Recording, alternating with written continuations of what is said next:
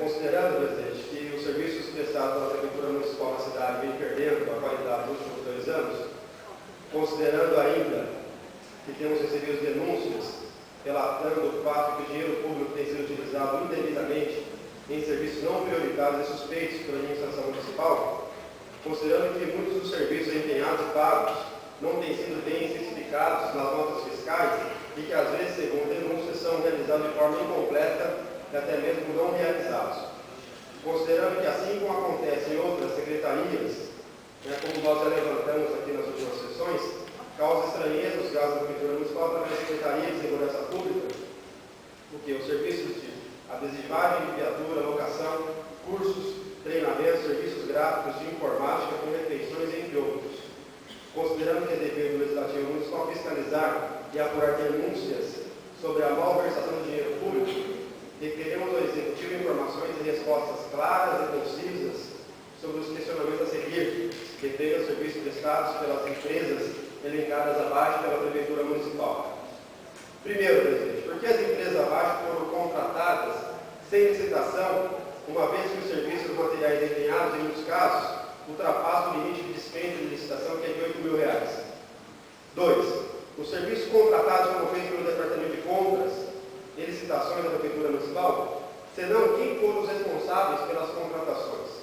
3. Onde, em que dia e em que equipamentos os serviços foram prestados. 4. Só voltar. Qual a justificativa para a realização do serviço ou aquisição desses materiais? E 5. Quem atestou a execução e o recebimento dos serviços e materiais que constam das notas fiscais. E ainda, senhor presidente, eu elenco aqui no requerimento 290 a relação das empresas e os serviços prestados.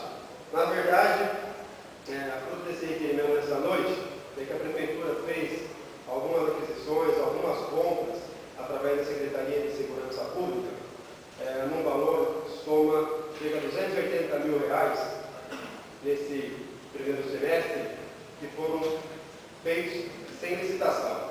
Então, eu tenho aqui uma relação de uma série de notas fiscais, serviços de refeições, serviços de adesivagem de viatura, serviços relacionados a lanches, uma série de outras questões que estão aqui nas notas fiscais.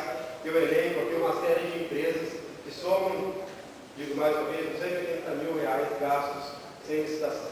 Agora, o que eu não posso deixar de averiguar são as denúncias e as questões que falam aqui a respeito dos gastos que nós consideramos, às vezes, alguns não prioritários, e esses gastos foram feitos sem licitação. Isso parte da própria secretaria, e não dos agentes, não dos guardas municipais, mas sim da direção, e parte também da Prefeitura Municipal. Então, eu quero saber, presidente, por que esses gastos foram feitos sem licitação?